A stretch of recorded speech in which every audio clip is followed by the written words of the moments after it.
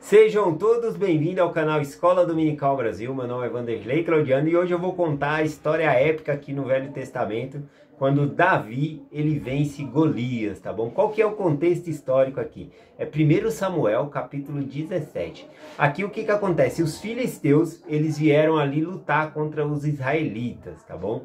O exército dos filisteus se reuniram de um lado e o exército dos israelitas também se acamparam ali do outro lado. E entre os dois exércitos havia um vale baixo ali, tá bom? E todos os dias tinha um homem chamado Golias, um gigante. Ele chegava até ali no meio do vale e desafiava o exército de Israel, né? Ele falava assim: para que nós vamos lutar? Né?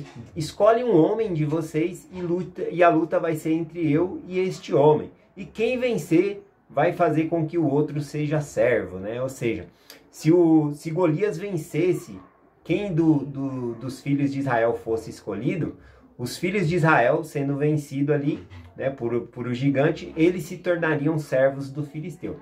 Porém, se um dos filhos de Israel ele vencesse Golias, os filisteus seriam por servo, tá bom, dos israelitas ali. E todos os dias, né, na parte da manhã e na parte da tarde, ele descia esse vale baixo ali e fazia o desafio, né, ao exército de Israel ali. E todos ficaram com medo. E não é para menos, tá bom? Porque Golias, ele era muito alto. Diz as escrituras aqui que ele tinha 6 côvados e 1 palmo de altura, tá bom? A medida de um côvado nas escrituras é a medida da ponta do dedo até a ponta do cotovelo. Isso é um côvado, tá bom? Só que essa medida ela foi sofrendo alterações, porque os braços das pessoas têm braço maior, braço menor, né? Então os especialistas chegam a uma conclusão ali, em média, né, quanto que é um côvado ali. E aí, ou seja, aproximadamente, não dá para saber a altura exata de Golias, tá bom? Mas era 6 côvados e 1 palmo. Então nós chegamos na medida ali aproximadamente ali de 2,90 m, sendo que alguns falam que era mais, outros falam que era um pouquinho menos ali. Então, mesmo assim, 2,90 m é uma altura muito, né? E ele era forte e também ele veio bem preparado para a guerra ali, tá bom? Por exemplo, ele vinha com o seu capacete, uma couraça de escamas ali. Ele tinha também caneleiras ali na parte, né, que era baixa para não sofrer golpes na canela ali. Ele tinha lança, espada, escudo, né? Então era um soldado grande ali, forte, desafiando, e ninguém teve coragem. O rei Saul, né, para ver se alguém tinha coragem de enfrentar, né, o gigante Golias, ofereceu até uma recompensa, né? Falou: olha, quem vencer e matar Golias, esse homem eu vou enriquecer a ele, tá bom? Também vou dar a mão da minha filha em casamento. E também a esse homem, a família do pai dele, não irá mais pagar imposto em Israel. Então ele ofereceu a bela recompensa ali, mas as pessoas iriam lá para morrer, né? Então não quiseram, né? Então quem poderia enfrentar Golias diante desse desafio? Bom, Davi, filho de Jessé. Jessé ele tinha 3 filhos lá na guerra, tá bom? O mais velho lá era o Eliabe. E ele pediu para o seu menino mais novo, né, Davi, ir lá e levar mantimento, comida para seus irmãos lá e ver como os irmãos estavam na guerra e trazer notícias, se tudo estava bem com eles. Porém, quando Davi ele vai levar esse mantimento, ele se depara com essa cena. O gigante Golias sai e afronta, faz o desafio novamente ali. E aí Davi ele fica revoltado com aquele desafio, né? E aí então ele começa a falar com os irmãos dele que estavam num grupo de soldados, né? Falar com ele: ah, quem vai enfrentar esse filisteu, né? Olha lá, ele afrontou o Deus vivo de Israel, né? O exército do Deus vivo de Israel. Então ele ficou indignado por conta daquilo. E aí aqueles homens pegaram e falaram, né, segundo as palavras ali da recompensa do que o rei tinha prometido a quem matasse Golias. E até alguns comentaristas, né, eu estudando aqui, eu vi que eles fizeram um comentário dizendo que Davi ele ficou de olho na recompensa, né? Porque Davi havia sido ungido rei, né? Ele seria o próximo rei ali, ele já tinha sido ungido como seria rei. E como que uma pessoa se torna rei, né? Ou a pessoa dá o golpe de estado, no rei, derruba aquele rei e se torna rei no lugar dele, ou ele tem que pertencer à família do rei, né? E ali, se casando com a filha do rei, ele estaria mais próximo do reino, né? Então alguns pensam, eu fui ungido como rei, eu tenho que entrar na família do rei, né? Alguns comentaristas usam por essa meio aqui. Porém, as escrituras aqui são bem claras, tá bom? Que Davi, de maneira nenhuma, ele estava pensando na recompensa. A gente vê a indignação dele aqui por conta desse desafio de Golias, de desafiar o Deus de Israel, de desafiar o exército do Deus vivo. É essas palavras que ele usa. E ali falando com os irmãos dele, com aquele grupo de soldados, aí o irmão dele repreende ele, né? Pega e fala assim, o que você está fazendo aqui? Você veio ver a guerra, né? Você é mau, né? Era para você estar cuidando lá das ovelhas, tenta expulsar ele ali. Mas ele sai dali e ele vai para outro grupo de soldados, tenta incentivar os soldados, né? A um ter coragem de ir lá enfrentar Golias, né? Porque Deus estaria com essa pessoa. E novamente ninguém tem coragem ali, né? E essas palavras chegaram até Saul. E aí o rei Saul, então, mandou chamar Davi, né? E aí Davi chega lá e fala para ele não esmorecer o coração, porque o teu servo irá contra esse gigante, né? Contra esse filisteu incircunciso. E aí o rei Saul fala para ele, contra esse você não poderá ir, porque você é muito jovem, muito moço, e esse... Não, ele é soldado, dele, é guerreiro desde a meninice, né? E agora ele é um soldado formado, você não pode ir contra ele.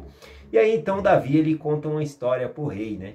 Que ele apacentava ovelhas e um urso atacou as ovelhas dele. E ele foi lá e tomou essa ovelha da boca do urso, livrou a ovelha e matou o urso ali, né?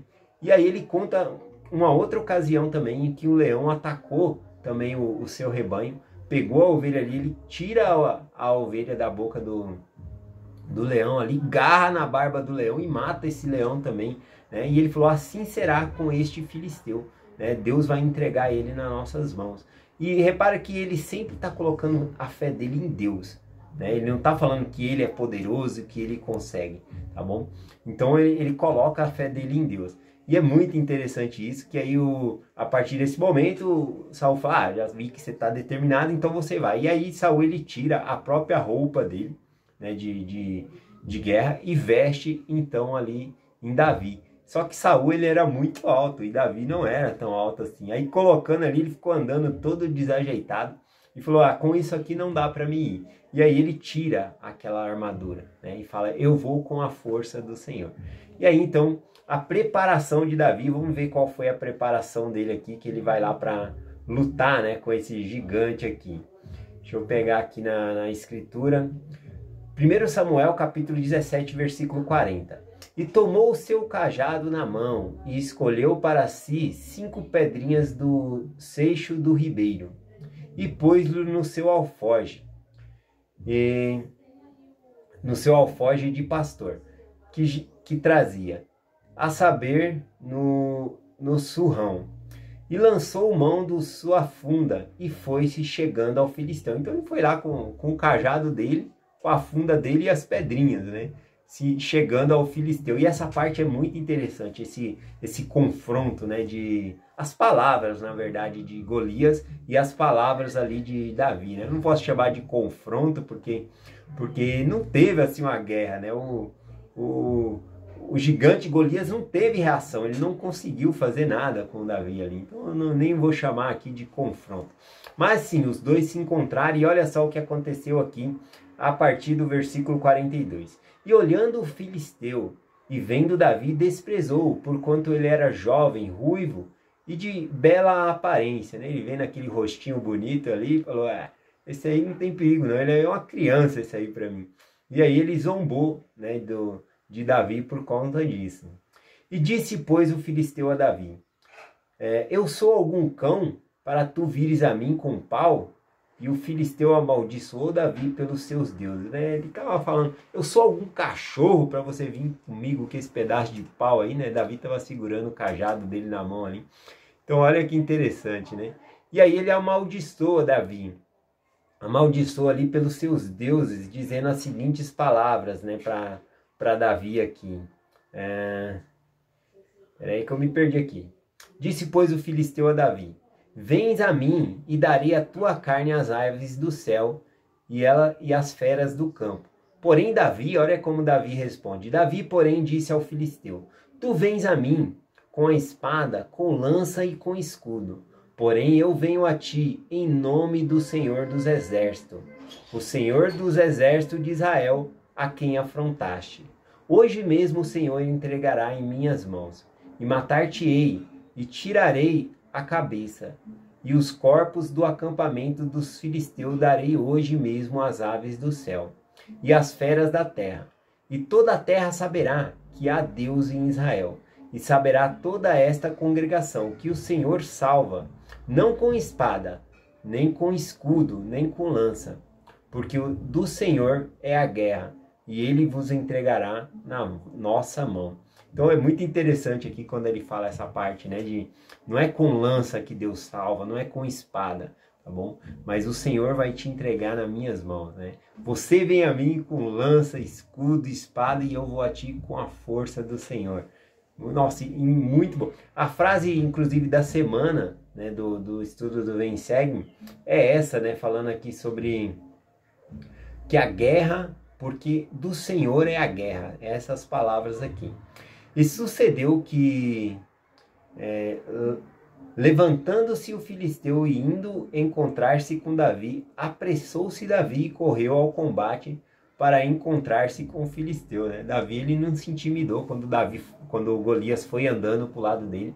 Não, ele correu ao encontro, né? Ele foi ali para cima. E ali ele pega uma pedra, né, da sua funda, coloca ali na sua atiradeira, né, não era estilingue, eu esqueci o nome daqui, a funda, né? Ele pegou a sua funda ali, colocou a pedrinha, rodou e bem na testa de Golias, né? Cravou bem na testa ali, de maneira que Golias caiu para frente ali, sobre seu próprio rosto, né? Dizem que quanto maior a pessoa, maior a queda.